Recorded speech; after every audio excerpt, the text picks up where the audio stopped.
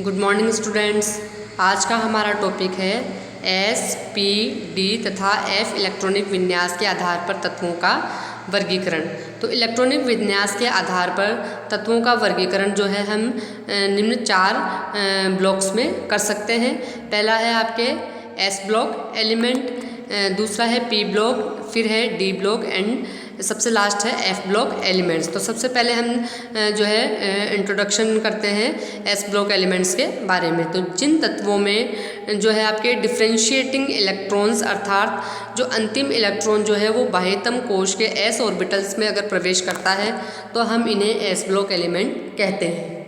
ठीक है, यानी कि अगर सबसे बाह्यतम इलेक्ट्रॉन एस ऑर्बिटल में एस कक्षकों में प्रवेश करेगा तो ऐसे जो एलिमेंट है वो एस ब्लॉक एलिमेंट कहलाएंगे। ठीक है, तो एस ब्लॉक के तत्वों के बाह्यतम कोश का इलेक्ट्रॉनिक विन्यास NS1 या NS2 होता है।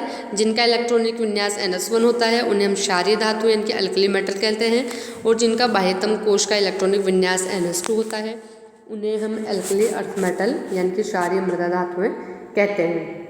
ठीक है, और इसके अंदर जो है वो 1s2 या N-1s2p6 व्यवस्था होती है। ठीक है, समूह फर्स्ट ए यानी कि लिथियम, सोडियम, पोटेशियम आदि जो क्षार धातुएं हैं, और समूह सेकंड ए जो कि बेरिलियम, मैग्नीशियम, कैल्शियम आदि क्षारीय मृदा धातुएं हैं। ये सब क्या कहलाते हैं? एस ब्लॉक एलिमेंट कहलाते हैं। तो एस ब्लॉक के जो तत्व हैं वो आवर्त सारणी के बिल्कुल बाएं भाग में उपस्थित होते हैं। एस ब्लॉक के तत्वों के इलेक्ट्रॉनिक विन्यास को हम निम्न प्रकार से प्रदर्शित कर सकते हैं। ठीक है, तो यहाँ पे इलेक्ट्रॉनिक विन्यास देखो आप जो है group first A and group second A. Group first A कहलाता है alkali metal and group second A कहलाता है अल्कली अर्थ मेटल। ओके, अब नेक्स्ट है आपके पी ब्लॉक एलिमेंट।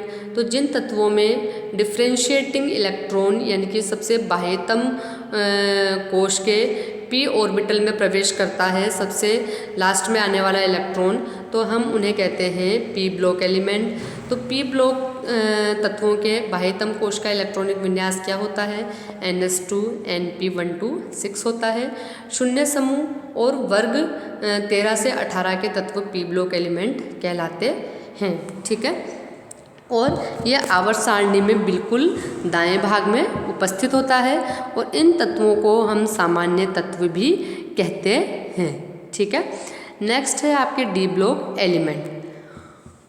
तो जिन तत्वों में डिफ्रेंशिएटिंग इलेक्ट्रॉन बाह्यतम कोश से अंदर वाले कोश या उपांत कोश जिसे हम कहते हैं N-1d ऑर्बिटल्स में प्रवेश करता है तो उन्हें हम कहते हैं डी ब्लॉक एलिमेंट।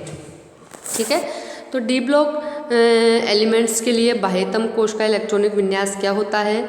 NS1 या NS2 होता है, तथा उससे पिछले यानी कि N-1 कोश का इलेक्ट्रॉनिक विन्यास क्या होता है? S2p6d1210 होता है। ठीक है, third B, fourth B, fifth B, sixth B, seventh B, eighth, first B तथा सेकंड बी।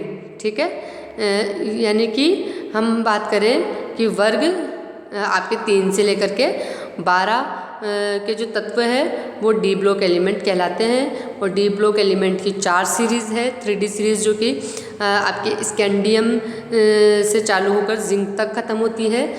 4D सीरीज़ जो कि ट्रियम से चालू होकर के कैडमियम पर समाप्त होती है। 5D सीरीज़ जो कि लैंथेनम और हाफनियम से चालू होकर मरकरी पे समाप्त होती है। इसी प्रकार से 6D सीरीज़ है। ठीक है, अब जो है ये जो तत्व है वो आवर्त सारणी के मध्य भाग में यानी कि एस ब्लॉक एलिमेंट और पी ब्लॉक एलिमेंट के बीच में उपस्थित होते हैं। ठीक है, अब है आपके कि हमने क्या देखा कि कुल मिलाकर के जो संक्रमण तत्वों की कितनी श्रेणियां हैं? 4। ठीक है, जिनमें क्रमशः है 3D, 4D, 5D और 6D ऑर्बिटल्स में क्रमिक रूप से इलेक्ट्रॉन भरते चले जाते हैं। तो इनमें से एक्टिनियम का अध्ययन तो जो है एक्टिनाइड्स के साथ में किया जाता है, और शेष चूँकि मनुष्य द्वारा सिंथेसाइज है इसलिए ये कृत्रिम और अस्थायी तत्व है, इसके कारण इनका अभी इतना विस्तारपूर्वक अध्ययन नहीं हो पाया है। नेक्स्ट है आपके एफ ब्लॉक एलिमेंट। तो जिन तत्वों में लास्ट वाला इलेक्ट्रॉन, जिसे हम डिफरेंशिएटिंग इलेक्ट्रॉन कहते हैं, भीतर से भी भीतर यानी कि अंदर से भी अंदर, जिसे हम बोलते हैं पेनल्टीमेट शेल यानी कि n-2 कोश के F कक्षकों में भरे जाते हैं, उन्हें हम कहते हैं F ब्लॉक एलिमेंट कहते हैं। तो इन तत्वों का बाह्यतम इलेक्ट्रॉनिक विन्यास क्या होता है? n-2 F1-14 n-1 S2 P6 D0 से 1 NS2 होता है। ठीक है, तो F ब्लॉक एलिमेंट की दो सीरीज होती है, एक तो है 4F lanthanides and 5F actinides. तो सबसे पहले देखते हैं 4F सीरीज लैंथेनाइड। तो इसमें कितने तत्व होते हैं? 14 तत्व होते हैं तथा 4F कक्षक भरने के क्रम में होते हैं। ये जो श्रेणी है वो सीरियम से चालू होकर के ल्यूटीशियम पर समाप्त होती है और लैंथेनाइड के बाद लैंथेनम के बाद में प्रारंभ होने के कारण इस श्रेणी को लैंथेनाइड सीरीज कहते हैं। फिर है आपके 5F श्रेणी, जिसे हम एक्टिनाइड्स भी कहते हैं। तो इस श्रेणी में भी 14 तत्व होते हैं तथा 5F कक्षक बढ़ने के क्रम में होते हैं, यानी कि 5F कक्षकों में एक एक करके इलेक्ट्रॉन भरा जाता है।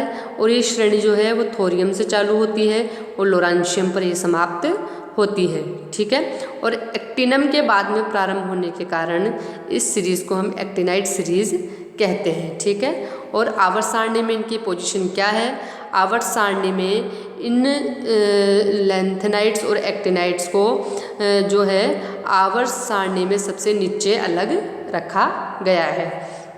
ठीक है, तो 4F सीरीज़ में कौन कौन से यहाँ पे तत्व है? सीरियम जो है यहाँ पे, इसी प्रकार से आपके praseodymium, neodymium, promethium, samarium, europium, gadolinium, terbium, dysprosium, holmium, erbium, thulium, ytterbium और ल्यूटीशियम। ठीक है, इसी प्रकार से 5F सीरीज़ है जिसे हम एक्टिनाइड सीरीज़ कहते हैं। तो एक्टिनम के बाद में जो तत्व आ रहे हैं वो मनुष्य के द्वारा सिंथेसाइज है और इसलिए उनका अभी तक इतना ज़्यादा डिटेल में स्टडी नहीं हुआ है। यहाँ पर ये जो है एक मोटा मोटी हम बोले कि आवर्त सारणी का एक प्रारूप हमने डिस्कस किया है कि आवर्त सारणी में सबसे बाएं साइड पाया जाता है आपके जो है एस ब्लॉक एलिमेंट, बीच में हो गए आपके डी ब्लॉक एलिमेंट और सबसे दाएं साइड हो गए पी ब्लॉक एलिमेंट। ठीक है, और सबसे नीचे स्थित हो गए एफ ब्लॉक एलिमेंट। ठीक है, तो ये जो है इन S block element, P block element, D block element या एफ ब्लॉक एलिमेंट हम क्यों बोल रहे हैं कि सबसे बाह्यतम जो इलेक्ट्रॉन है या सबसे लास्ट में जो इलेक्ट्रॉन भरा जाता है, जिसे हम डिफरेंशिएटिंग इलेक्ट्रॉन कहते हैं, वो कौन से कक्षक में भरा जा रहा है उस आधार पर हम ब्लॉक का नाम देते हैं। ठीक है, और आवर्त सारणी में जो है इन तत्वों को जो एक के बाद एक परमाणु क्रमांक के आधार पर जमाया गया है, उस आधार पर जो है इलेक्ट्रॉनिक विन्यास के आधार पर कई प्रकार के जो है इन तत्वों के गुण जो है वो प्रभावित होते हैं। या हम बोले कि इलेक्ट्रॉनिक विन्यास के आधार पर कई प्रकार के जो है रासायनिक व्यवहार के हम व्याख्या कर सकते हैं कि किस प्रकार से electron negativity, electron affinity, ionization energy, atomic radii, इसी प्रकार से आपके हीट ऑफ एटमाइजेशन, इन सब पर जो है कैसे प्रभाव पड़ता है इलेक्ट्रॉनिक विन्यास का, ये सब जो है डिपेंड करता है इलेक्ट्रॉनिक विन्यास पर या हम बोले जो है एटॉमिक नंबर पर। कि हम देखते हैं कि एस ब्लॉक एलिमेंट जो है वो आपके मेटेलिक नेचर की होती है, डी ब्लॉक एलिमेंट भी आपके मेटेलिक नेचर की होती है।